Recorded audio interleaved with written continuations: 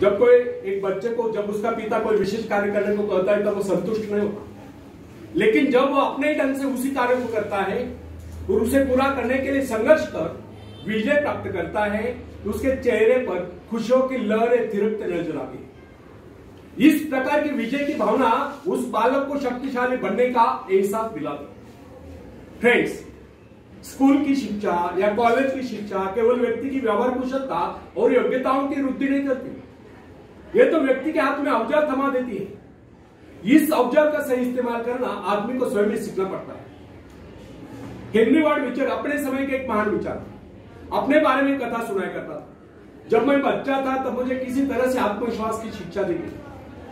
मुझे black board के पास भेजा जाता था। मुझ में शंका और संदेह होने का रोक। मेरे टीचर मुझे बार बार कहते इस पाठ को अवश्य पढ़ें। उनके स्वर में काफी क्रोध हुआ करता था। उनका यही कहना था कि हमें केवल प्रश्नों के उत्तर चाहिए। यद्यपि उन शिक्षकों का यह व्यवहार कठोर ही प्रतीत होता था, किंतु इतने सारे बच्चों को सीधी राह पर लाने के लिए उनका यह व्यवहार उचित ही था। और इस व्यवहार का ही नतीजा था कि 1 मास से भी कम समय में, विद इन ए मंथ, मैं उन सभी सवालों के जवाब निकलने लगा जो मुझे सबसे कठिन लगता था। एक दिन मुझे ब्लैक बोर्ड पर एक सवाल हल करने को कहा। जैसे मैंने इस सवाल को हल किया, टीचर बड़े कठोर अंदाज में बोले, बिल्कुल गलत। अब मेरे पश्चात उन्होंने किसी दूसरे छात्र को बुलाकर उसी सवाल को हल करने को कहा। उसने उसी तरीके से सवाल किया जिस तरीके से मैंने किया था। मेरा उसका जवाब एक।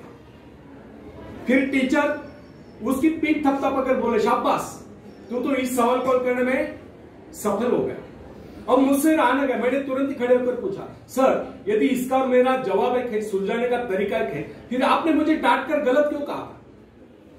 तब टीचर बोले, यह बात तूने पहले क्यों नहीं कही जब मैंने तुझे गलत कहा?